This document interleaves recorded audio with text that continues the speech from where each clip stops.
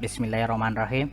Perkenalkan, nama saya Muhammad Reza Aldrawan dari kelas 2B Teknik Komputer dan Jaringan NIM 42519039.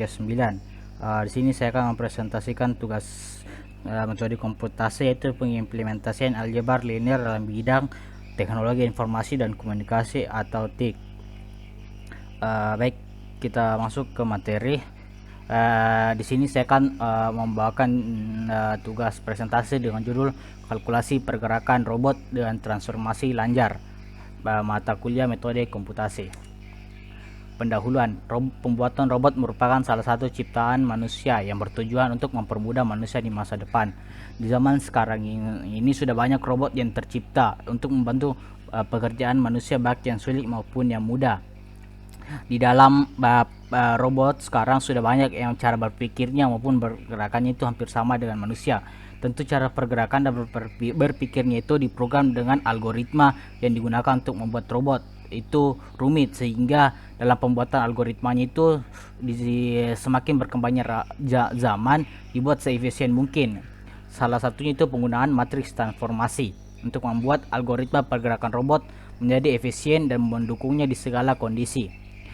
Transformasi lanjar dengan menggunakan matriks transformasi akan membantu robot dalam perhitungan pergerakannya, sehingga dalam semua pergerakannya itu dihitung dalam menggunakan matriks transformasi. Dasar teori. Di dalam perhitungan dalam kalkulasi pergerakan robot dengan transformasi lanjar, kita menggunakan 3 dasar teori. Yang pertama matriks, vektor, dan transformasi. Baik, yang pertama saya akan menjelaskan matriks. Dasar teori untuk matriks. Matriks merupakan kumpulan bilangan yang disusun dalam baris dan kolom sehingga membentuk sebuah segi 4. Matriks mempunyai notasi A, I, dan J, yang dimana A merupakan matriks itu sendiri, I adalah barisnya, dan J adalah kolomnya. Di dalam matriks ini kita akan menggunakan matriks persegi, ada beberapa jenis matriks yang sering digunakan, antaranya itu persegi, matriks diagonal, matriks segitiga, matriks transpos, dan matriks simetri. Selanjutnya itu dasar teori untuk vektor. Vektor merupakan besaran dengan arah dalam bentuk bilangan real.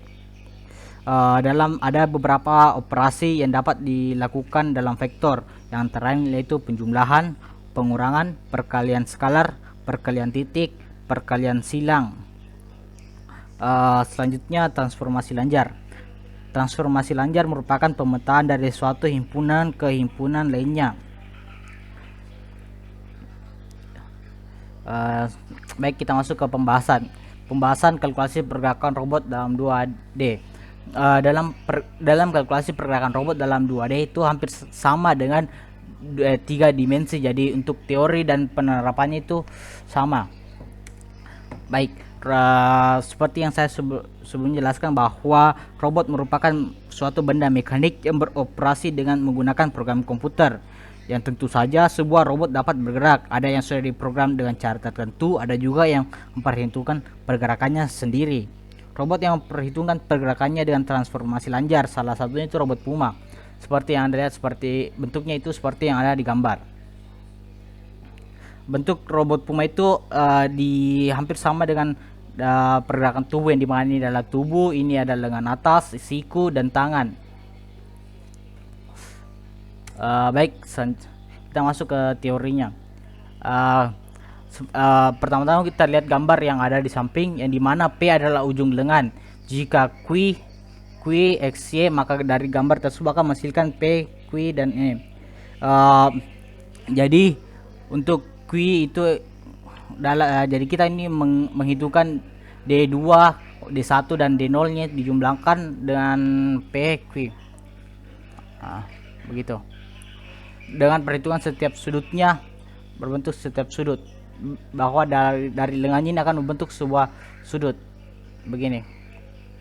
Adapun ini juga setelah ini masih belum dihitung rotasi. Di sini kita belum masih menghitung rotasinya yang harus dilakukan. Untuk itu kita untuk mengetahui setiap sudut dari Q2 dan Q1 sendi robot, maka akan dihitung posisi relatif dan koordinat ruangnya, sehingga dapat menghitung koordinat dari posisi tujuan. Baik, dari gambar di samping dapat dilihat bahwa lengan dirotasikan sebanyak Ki derajat. Ki derajat untuk ini untuk 90 derajat, 80 derajat ataupun lebih 40 derajat. Dapat dilihat pula dengan koordinat asal X0 dan Y0. X0 ini untuk koordinat awalnya gini seperti Anda lihat dengan lengan tersebut. Maka harus dicari di mana ujung lengan akan berakhir, yaitu poin P. Poin P itu di mana nanti ini akan berakhir atau berhenti. Itu adalah poin P-nya. Langkah pertamanya itu untuknya itu kita membuat sebuah PX0 ini seperti Anda lihat. Setelah kita menentukan ini maka dihubungkan maka ini yang ini akan dihubungkan dan menghasilkan persamaan seperti ini, di mana ini ya. Setelah itu dari persamaan tersebut akan dihasilkan sebuah matriks posisi akhir seperti yang di bawah. Tentu saja setelah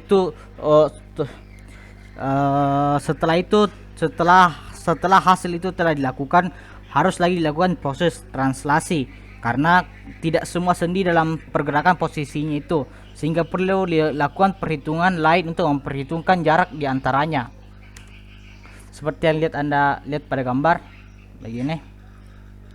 Dari gambar kita dapat melihat ruang vektor 1 terletak pada 3,2 dari ruang vektor 0 dan telah dirotasikan sebanyak 45 derajat. Untuk ini 40 garis merah 45 derajat. Untuk memperhitungkan pergerakan ini diperlukan matriks dengan transformasi rotasi. Selain itu dibutuhkan juga jarak antar kedua vektor tersebut. Ini adalah jaraknya. Maka dihasilkan sebuah matriks transformasi. Dengan matriks transformasi seperti yang digambar ini. Setelah itu jika P dan PY nya merupakan bagian P atau poin akhir lengan, maka P terletak di 2,2 menurut ruang vektor 1, sehingga jika semua nilai dimasukkan ke dalam matriks transformasi akan berbentuk seperti ini.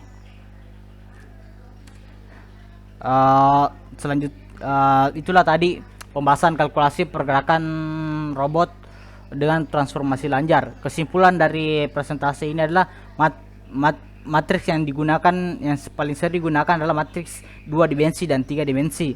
Matriks di atas itu dapat digunakan untuk memperhitungkan posisi akhir dari lengan. Dalam konteks ini posisi akhir dalam bagian robot yang bergerak. Matriks di atas mempermudah manusia untuk memprogram robot dalam pergerakannya, sehingga sudah ada rumus universal untuk berbagai gerakan yang mungkin dilakukan robot ke depannya. Itu saja dari saya. Lebih dan kurangnya mohon dimaafkan. Terima kasih. Assalamualaikum warahmatullahi wabarakatuh.